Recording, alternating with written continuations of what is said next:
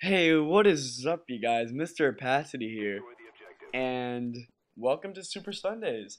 This is a new series where I put out amazing gameplays that I've gotten a week before and in the past, preferably the best gameplay that I've gotten in that week, and just to show you how to get better at COD with the gameplay. So yeah, this game is really old, like back in like April of last year. But I go like 98 and 6 while rushing, so why the fuck not? And I'm using the AK-47 extended mags with Scavenger, Sleight of Hand, and Ninja. I run UAV, Blackbird, and Chopper Gunner. By the way, I get 3 choppers, so I sped each one up, so you don't have to watch the boring ass choppers. Alright?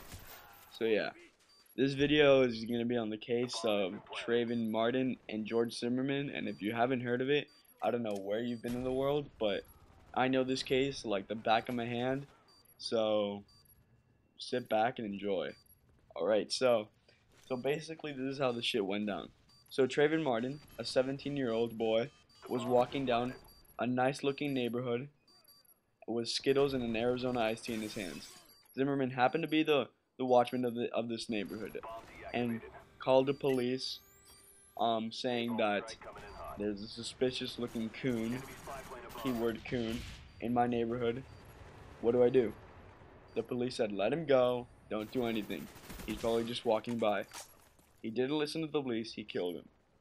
This is not the first 911 call. There are 3, but not any of the other ones are by him. The second one is by the neighbor saying that she's hearing screaming around the neighborhood, screaming for help, screaming a little boy is screaming for help, right? She's questioning if it's a girl, but most likely it's a boy, right? And that he's screaming for help, he's screaming for help, he's screaming for help, and then pop. You just hear the gunshot. She immediately gives the address, says, come over, come over, come over. Okay? Right after the gun pop, here comes the third call. It comes from another neighbor. But this is the most interesting one by far. This one is said to be that this woman, right?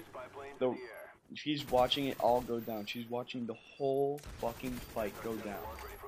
She said that right outside her window of her house, she's seeing 2 people wrestle in the grass, and then the person on the bottom is screaming help. He's screaming help. He's screaming help. She's watching the whole thing from her upstairs thing. Then she sees that the guy gets up, and he just shoots him, and she's fucking terrified. She immediately calls the police and says, and she's tearing up. She's crying frantically. She says, "I need your help. I need your help. Oh my God, this boy's just been shot right outside my window." And then she says, "There's a man with a flashlight." So it's obviously nighttime. There's a man with a flashlight coming, and looking at the body, and it happened to be the police.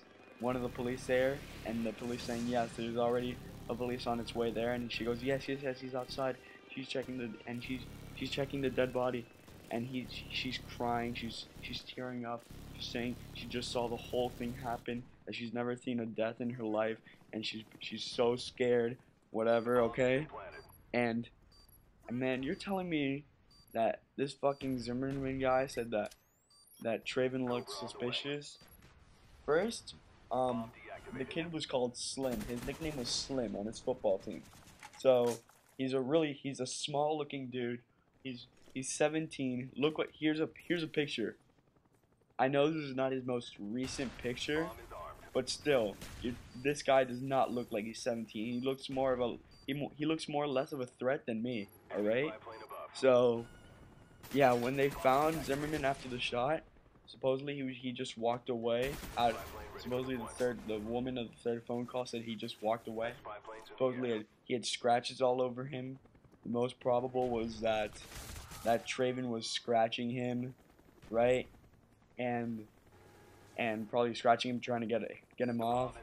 And he was dirty, and I think this was probably the one of the things in the trial where he fucking used this as an excuse, saying that he was getting attacked, and that's what let him be free, right? Okay. And also, if you think that Zimmerman was threatening for his life and he could have just ran away or something, because in 28 states out of the 50 states in the United States of America, if you are being threatened by anybody with any type of weapon, you are able to, if you are able to run away, that is your first priority. That is the first thing you do, right? And whatever. But in Florida, it goes like this.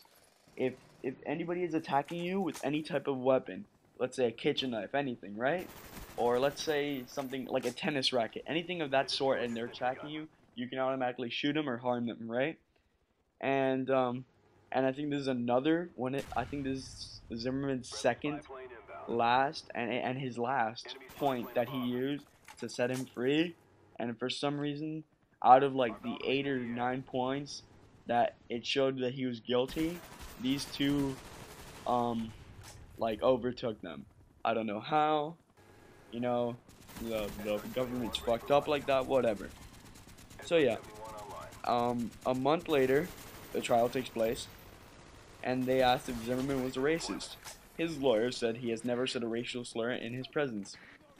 Of course, dude. You've known Zimmerman for like 5 minutes. He's not gonna say nigger or coon within the 5 minutes you know him. And if he did, you're not gonna say he did. Okay? It's kind of fucking obvious. I don't even know why they would ask him that. So then they pull out the police call. The guy said coon to the police, you know, Zimmerman did. And you know, which it really isn't that bad, but it's considered a racial term. And just to say that he's never said a racist term in his life, there's just another fucking lie. There's just another fucking point to say that he's a fucking liar. Whatever, that everything he says is bullshit. So yeah. So then Zimmerman, while being questioned, he said that he was scared for his life, that the kid looked terrifying and possibly had a weapon. But let me remind you, the kid was at like 7-Eleven, I'm presuming, with like an iced tea and Skittles, and was screaming. You can hear him in the phone call screaming to the neighbors, like, help, help, help. So yeah, and then after the trial went on, more bullshit that Zimmerman said, just a bunch of bullshit. And not to mention that Zimmerman has been accused for other racial crimes, like killings in Chicago and Atlanta, and he's been taken off for those. And I think he killed them in really similar ways, like this one. So it's obviously not the first one, and they know about this. So I don't know why they don't fucking jail him by now. I mean, come on. If the guy gets off 2 or 3 times, that's fucking it. That's more than O.J. Simpson. Come on, dude. All right. So yeah. And I don't know. I hope you guys like the commentary. I really think that Zimmerman's a fucking douchebag and a scumbag. I think that he should be locked up in jail for the rest of his life for many reasons. And yeah, it's basically the end of the game. I went 98-6. I'm gonna link you guys to all the different all the different tapes and whatever. Like and comment. Tell me what you guys think. Do you think he's guilty? Do you think he should remain free? I'm hoping that everyone thinks he's guilty. Alright? Thanks, you guys, and Mr. Opacity, out!